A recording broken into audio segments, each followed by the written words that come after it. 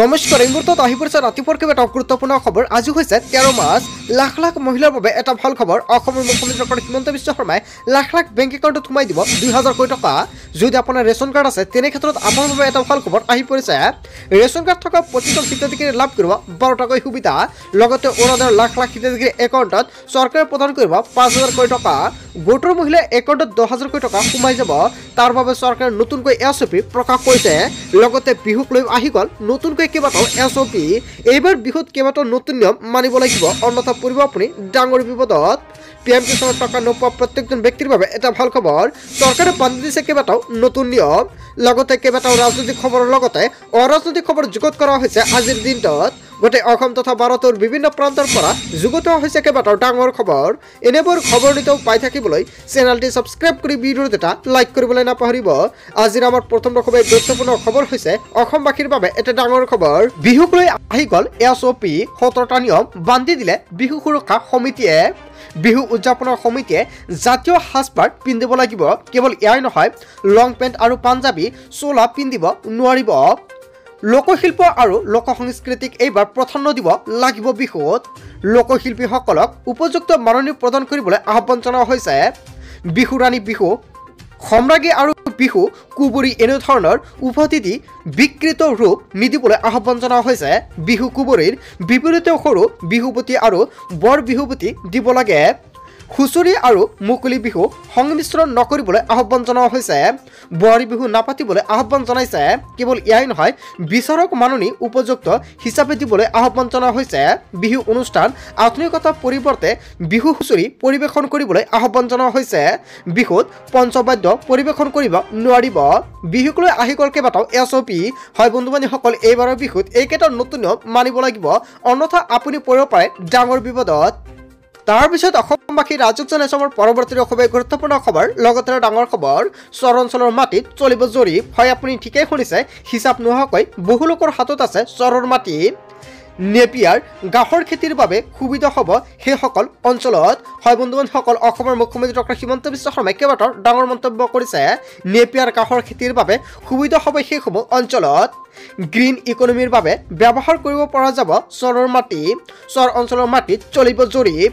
হয় বন্ধু বান্ধৱীসকল, অসমৰ মুখ্যমন্ত্ৰী ডক্টৰ হিমন্ত বিশ্ব শৰ্মাই চৰ অঞ্চলৰ মাটিক লৈ কেইবাটাও গুৰুত্বপূৰ্ণ মন্তব্য কৰিছে। আৰু হিচাপ নোহোৱাকৈ বহু লোকৰ হাতত মাটি আছে আৰু তাৰ বাবে চৰকাৰে জৰীপ চলাব। ইয়াৰ বিষয়ত জনতাই কি ক'ব? যদি জনতাৰ কিবা মন্তব্য কৰিব লগা থাকে, আপোনালোকৰ মন্তব্যটো নিশ্চয় কমেণ্ট বক্সত জনাই দিব। তাৰ পিছত অসমবাসী ৰাজকজন এছমৰ পৰৱৰ্তী খুবেই গুৰুত্বপূৰ্ণ খবৰ। লগতে ডাঙৰ খবৰ, ৰাজ্যত বতৰ ল'ব কালৰূপ। প্ৰতি ঘণ্টাত আহি আছে 60 কিলোমিটাৰ বেগত ধুমুহা। 23খন জিলাত য়েলো এলাৰ্ট জাৰি কৰা হৈছে। 14 মাৰ্চ পৰ্যন্ত ৰাজ্যত হ'ব প্ৰচণ্ড বৰষুণ আৰু ধুমুহা। বতৰ বিজ্ঞান কেন্দ্ৰই জাৰি কৰিছে এলাৰ্ট। কোকৰাঝাৰ, ধুবুৰী, বঙাইগাঁও, চিৰাঙত এনেকুৱাকৈ এলাৰ্ট জাৰি কৰা হৈছে। কেৱল এয়াই নহয়, গোৱালপাৰা, বৰপেটা, নলবাৰী, কামৰূপ গ্ৰাম্য, কামৰূপ মেট্ৰ', দৰং, ওদালগুৰি, মৰিগাঁও, শোণিতপুৰ, নগাঁও, লগতে পশ্চিম কাৰ্বি আংলং, হোজাইত জাৰি কৰা হৈছে এলাৰ্ট। ডিমা হাছাও, কাৰ্বি আংলং, ডিব্ৰুগড়, চৰাইদেউ, তিনিচুকীয়া, লখিমপুৰতো এলাৰ্ট জাৰি কৰা হৈছে।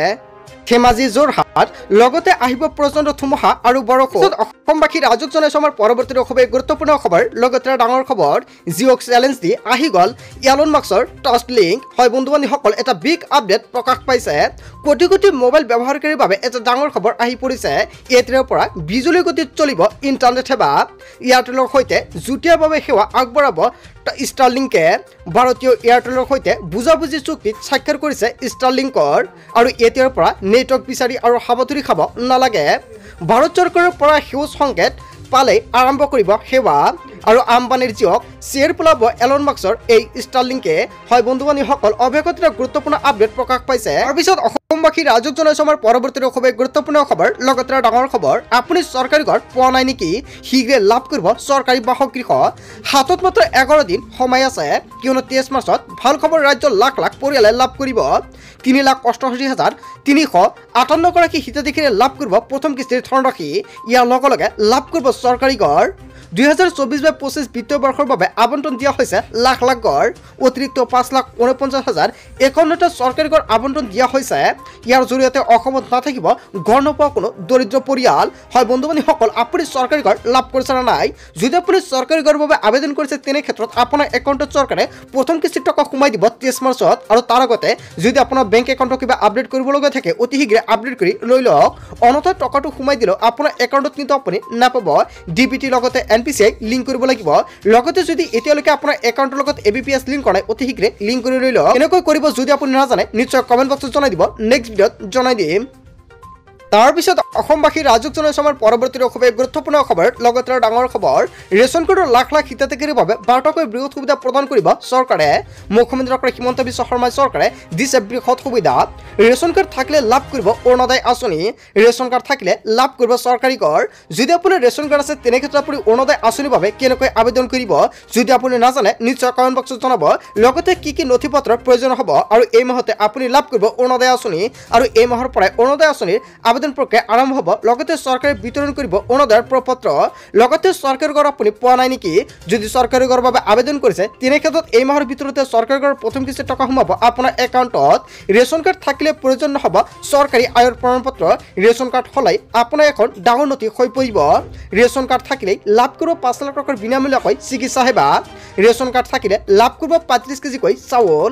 বজাৰতকৈ বহু কম মূল্যত লাভ কৰিব ৰাজসাহায্যযুক্ত এই ৰেচন। বজাৰতকৈ প্ৰতি কেজিত 25 টকা কম দামত লাভ কৰিব মুচুৰৰ দাইল। 20 টকা কম দামত লাভ কৰিব প্ৰতি কেজি চেনি। 10 টকা কম দামত লাভ কৰিব নিমখ। অন্তদয় অন্ন যোজনাৰ অধীনত প্ৰতি পৰিয়ালে লাভ কৰিব 35 কেজিকৈ চাউল। অগ্ৰাধিকাৰ প্ৰাপ্ত পৰিয়ালে প্ৰত্যেক মাহতে লাভ কৰিব 5 কিলোকৈ চাউল। ৰেচনৰ সামগ্ৰী নাপালে দিব পাৰিব আপুনি অভিযোগ। ইয়াৰ বাবে হেল্পলাইন নম্বৰ মুকলি কৰা হৈছে। হেল্পলাইন নম্বৰটো হৈছে 180034536111। আনহাতে টোল ফ্ৰী আন এটা নম্বৰ মুকলি কৰিছে চৰকাৰৰ তৰফৰ পৰা। এয়া হৈছে 1967। নতুনকৈ এই ৰেচন সামগ্ৰী দিয়াৰ বাবে ধাৰ্য কৰা হৈছে 370 কোটি টকা। হয় বন্ধু বান্ধৱীসকল, আপুনি ৰেচন কাৰ্ড পাইছে নে নাই? যদি ৰেচন কাৰ্ড পোৱা নাই নতুনকৈ ৰেচন কাৰ্ডৰ বাবে আবেদন কৰিব পাৰিব আৰু আপুনি অনলাইনৰ মাধ্যমতে ৰেচন কাৰ্ডৰ বাবে এপ্লাই কৰিব পাৰিব। আৰু কি কি নথি পত্ৰ লাগিব কেনেকুৱাকৈ আবেদন কৰিব যদি আপুনি নাজানে নিশ্চয় কমেণ্ট বক্সত জনাব, নেক্সট ভিডিঅ'ত দেখুৱাই দিম। তাৰপিছত অসমবাসী ৰাজক জনাইছো আমাৰ পৰৱৰ্তী খুবেই গুৰুত্বপূৰ্ণ খবৰ। লগতে ডাঙৰ খবৰ, লাখ লাখ মহিলাৰ বাবে এটা ভাল খবৰ। প্ৰথম কিস্তি মহিলাসকলে লাভ কৰিব 10,000 কোটি টকা। অৱশেষত অসমৰ মুখ্যমন্ত্ৰী ডক্টৰ হিমন্ত বিশ্ব শৰ্মাই লাখপতি দিদিক লৈ কেইবাটাও ভাল খবৰ দিছে। আৰু সদনত লগতে কেবিনেট বৈঠকত অসমৰ মুখ্যমন্ত্ৰী ডক্টৰ হিমন্ত বিশ্ব শৰ্মাই প্ৰতিশ্ৰুতি প্ৰদান কৰিছে। যিসকলে সেই ধৰণেৰে ভাল কাম কৰিব সেইসকল ব্যক্তিক চৰকাৰে আকৌ প্ৰদান কৰিব 25,000 কোটি টকা। 12,000 টকা আমি দিম অথবা অসমৰ মুখ্যমন্ত্ৰী ডক্টৰ হিমন্ত বিশ্ব শৰ্মাই প্ৰদান কৰিব। লগতে 12,500 টকা বেংকৰ পৰা লৈ দিম বুলি অসমৰ মুখ্যমন্ত্ৰী ডক্টৰ হিমন্ত বিশ্ব শৰ্মাই প্ৰতিশ্ৰুতি প্ৰদান কৰিছে। তৃতীয় পৰ্যায়ত 50,000 কোটি টকা দিয়া হ'ব। 25,000 চৰকাৰৰ হ'ব আৰু 25,000 আই মাতৃৰ হ'ব।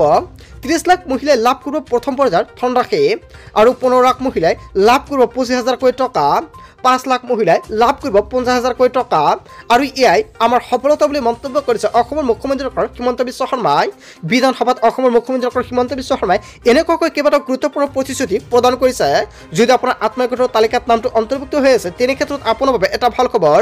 এতিয়াই চেক কৰি লওক আত্মীয়গোটৰ তালিকাত আপোনাৰ নামটো আছে নে নাই।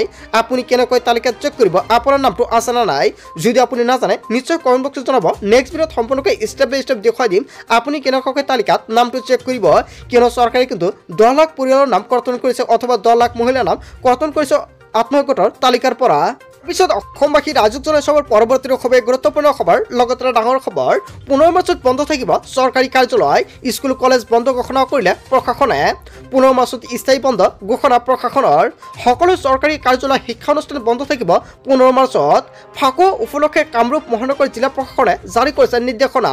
15 মাৰ্চত বন্ধ থাকিব চৰকাৰী কাৰ্যালয়। হয় বন্ধু বান্ধৱীসকল, কেইবাটাও গুৰুত্বপূৰ্ণ আপডেট প্ৰকাশ পাইছে আৰু এনেকুৱা ভিডিঅ' প্ৰতিদিন পাই থাকিবলৈ নিশ্চয় চেনেলটি আগতীয়াকৈ ছাবস্ক্ৰাইব কৰি ৰাখিব। লগতে যদি এতিয়ালৈকে ভিডিঅ'টিত এটা লাইক কৰাই ভিডিঅ'টিত এটা লাইক কৰি দিব।